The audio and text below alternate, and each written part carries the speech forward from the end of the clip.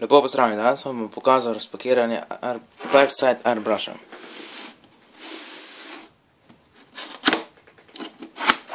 Če ga odpremo, najprej vidimo pištolo, raztisnem zrak, potem imamo 6 barv, belo, zeleno, rdečo, črno, modro, rumeno in različilo. Če omaknemo ta stiropor, vidimo, da je noter kompresor, ki je da airbrush ven. Te airbrush pa bomo še pogledali. In navodila za uporabo. In sedaj še kompresor, ki je zelo težek. In škatla je prazna.